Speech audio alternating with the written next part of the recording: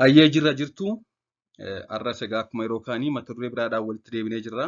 Chaanalii kanaaf haaraa taanaan sabiskiraayib gochuun waa'ee fayyaa irraa baradhaa jechuun barbaada. Mata dureen ani har'a kaasu yeroo ulfaa wantoota haadholiin tarii isaan mudachuu danda'an ajaa'ibsiisoo kan ta'an beekuu qabu kaniin jedhee yaadee qabxiilee 7 hanga 8 ta'an akka armaan gaditti qopheessee jira. Hanga dhumaatti waliin haa ilaallu. Akkuma beektan egaa wantoota hedduu ogeessi fayyaa yeroo hordoffii ulfaa haadholii ni gorsa. Haa ta'u malee wantoota yeroo hordoffii ulfaas ta'e yeroo kam namni kamuu haadholiitti hin himne jedhee yaade kanneen armaan gadiidha. Isaanis kan jalqabaa yeroo da'umsi dhiyaachaa deemu humnaa fi fedhii addaa mana jireenyaa daa'imaaf qopheessuu dabalaa deema. The nesting instinct jedhama kun. Humna gonkuma hin jirre fedhii gonkuma kanaan dura hin qabne gara yeroo da'umsi gahaa jiru naannoo ulfa 737 waan akkasii godhatti. Fakkeenyaaf wanta ji'a 9 guutuu dalaguuf fedhaaf yaada hin qabne kan akka girgiddaa manaa miicuu, uffata kanaan dura gonkuma miiccee hin beekne baastee miicuu kun egaa naannoo da'umsi yeroo dhiyaachuu ga'udha. The nesting instinct kan jedhamu kun fedhii addaa haadholiin yeroo da'umsi ga'u haala manaa daa'immaniif qopheessuuf godhanidha jechuudha. Kunis sababa mataasaa qaba. Kunis egaa sababni isaa hangi hormoonii adreenaaliin jedhamu qaama isaanii keessatti ni dabala yeroo da'umsi dhiyaachaa deemu.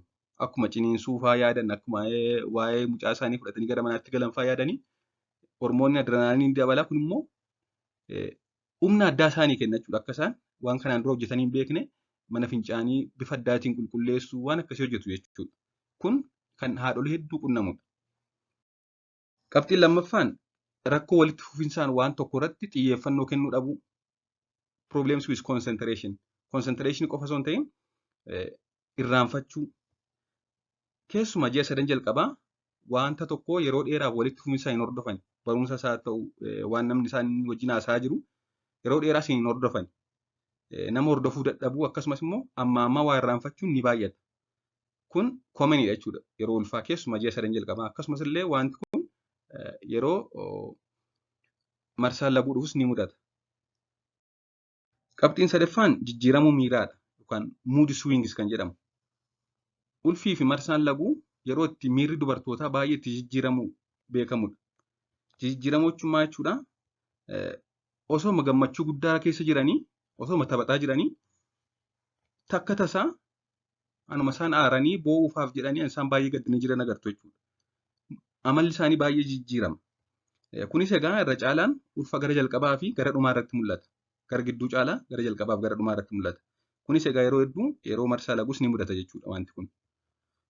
Sababni isaas egaa haala jijjiirama hormoonii qaama keessaa dhufeen dabaluu istiroojiinii fi piroojestaroonii qaama keessaa dhufee fi hormoononni biroo yeroo ulfaa dhufan akka amalli isaanii yookaan miirri isaanii amma jijjiiramu taasisa. Shanaffaan jijjiirama gogaadha. Gogaa qaamaa irratti kan mul'atu yookaan skin change kan jedhamu.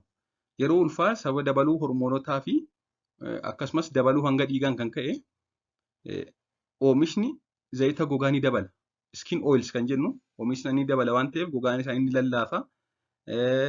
Garaa irratti sararri gurraachi mul'achuu mala akkuma suura gara jalqabaa irratti argitan kana. Akkasumas immoo fuulli isaanii akka gurraacha ta'uu mala. Maadiyaat kan jedhamu kan yeroo ulfaa qofa mudatu jira jechuudha. Akkasumas tariitii bugurii yookaan bugujjii isaanitti ba'uu mala kan kanaan dura hin qabne. Kun sababa jijjiirama hormoonii qaama keessatti dhufudha jechuudha. Garbiraan jijjiirama rifeensaa fi qeensa irratti mul'atudha. Hair and nail changes. Yeroo ulfaa rifeensi ariitiin guddata. Kan kanaan dura ariitiin guddatee hin beekne ariitiin guddata akkasumas akka kanaan dura hin caccabuu hin harca'u. Kana malees immoo takka rifeensi bakka hin barbaadamnetti ba'uu mala yeroo ulfaa. Kan kanaan dura fuula irratti hin qabne fuula irratti rifeensi ba'uu, miila irratti, garaa irratti rifeensi biqiluu danda'a jechuudha yeroo ulfaa. Kun egaa booda ofuma isaanii bada yeroo ulfi yeroo daa'imni dhalatu. Akkasumas qeensi akkuma rifeensaa ariitiin guddachuu fi jabaataa fi furdaa ta'uu mala jechuudha. Qeensi harkaa fi miilaa ariitiin guddataa, jabaataa fi furdaa ta'uu mala. Garbiraan buusaan qaamaa kan duraan caala diriiruu joint mobility yookaan overstretching kan jedhamu. Buusaan qaama isaanii baay'ee stretchable kan ta'e ta'a jechuudha. Yeroo ulfaa akka qaamnii fi maashaan naannoo gadameessaa da'umsaaf qophaa'uuf qaamni haadholii hormoonii rilaaksiin jedhamu qopheessa yookaan oomisha. Hormooniin kun immoo maashaa fi qaama naannoo gadameessaa sana qofa irratti osoo hin ta'in buusaa adda addaa irratti illee waan dalaguuf akka buusaan qaama isaanii diddiiruu taasisa jechuudha. Kun immoo akka buusaan baay'ee diddiiru waan taasisuuf yeroo deeman tariitii dhaabbii eeggachuu dadhabuu fi akkasumas tariitii meelachuu fa'aa qaama isaanii poosterii isaanii eeguu dadhabuu buusaan isaanii stretchable ta'uu mucucaachuu fa'aa danda'u jechuudha. Kun egaa of eeggachuu ni barbaachisa jechuudha. Kun sababa hormoonii kanaadha. Da'umsa booda ni dhiisa. Warreen kun egaa warreen koomen ta'anii yeroo hedduu namatti ni dhimma malee hedduu jiru wantoonni adda addaa. Haa ta'u malee isaan kun warra gurguddoo 80 jedhee kan hin yaadedha. Waan hordoftaniif hedduu galatoomaa. Subscribe, like, share, comment gochuun dagatinaa. Turtii gaarii.